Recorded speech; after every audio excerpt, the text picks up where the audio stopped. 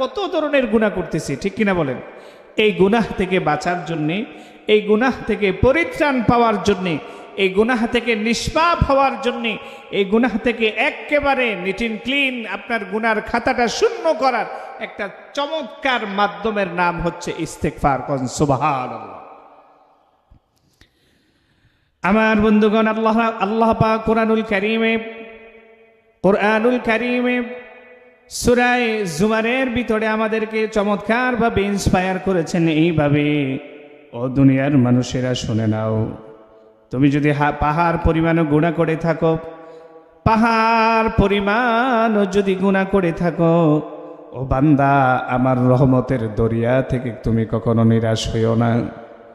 আমার রহমতের দরিয়াটা এত ছোট্ট কুয়া নয়, কূপ নয়, এত বিশাল, এত বিশাল, এত বিশাল, যেই রহমতের দরিয়া কোনো বান্দা কোনোদিন সেটাকে পরিমাপ করতে পারবে না। আপনি পাহাড় পরিমাণ গুনাহ করেছেন তো কি হয়েছে? আল্লাহ পাক ৯৯ ভাগ মায়া ওনার নিজের কাছে রেখে দিয়েছেন। ১ ভাগ মায়া গোটা মাখলুকাতের মধ্যে আল্লাহ পাক ছড়িয়ে ছিটিয়ে দিয়েছেন। ১ ভাগ মায়া নিয়ে আমরা আমাদের সন্তানদেরকে কত ভালোবাসি। চতুষ্পদ প্রাণী থেকে শুরু করে প্রতিটা প্রাণী তার সন্তানদেরকে তার জীবনের চাইতে বেশি ভালোবাসে। ভালোবাসার পরিমাণ হচ্ছে 1%। এই 1% ভালোবাসা নিয়ে বাবা মা তার সন্তানের জন্য জীবনটা পর্যন্ত দিয়ে দেয়, ঠিক কিনা? ও আমার ভাইরা, আমরা যারা এখানে এসেছি, আমরা যারা এখানে এসেছি, বসেছি, একটু দিলের কানটা লাগাইয়া কথাগুলো শোনার চেষ্টা করি।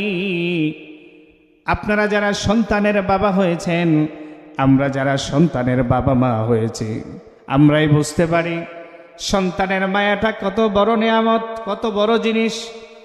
সন্তানের জন্যে, সন্তানদের কল্যাণের জন্যে, সন্তানের ভালোর জন্যে সন্তানটা যদি অসুস্থ হয়ে যায়, বাবা মার মনটা বিষণ্ণ হয়ে যায়। গোটা পৃথিবীটা তাদের কাছে বিশাল ওজনের মতো মনে হয়। বাবা মা তার সন্তানদেরকে তার জীবনটা পর্যন্ত দিতে রাজি হয়ে যায়, শুধুমাত্র সন্তানরা যাতে বেঁচে থাকে, সন্তানটা যাতে বেঁচে থাকে, আমার কলিজা টুকরা নারী ছেঁড়া ডনটা যাতে বেঁচে থাকে। ১ ভাগ মায়া নিয়ে আমরা এত কিছু দেখাই, এত পরিমাণ আবেগ ভালোবাসা দেখাই। ও আমার ভাইরা, ৯৯ ভাগ মায়া নিয়া স্বয়ং আল্লাহ পাক কিভাবে চুপ থাকবেন? স্বয়ং আল্লাহ পাক কিভাবে চুপ থাকবেন? একটু চিন্তা করেন।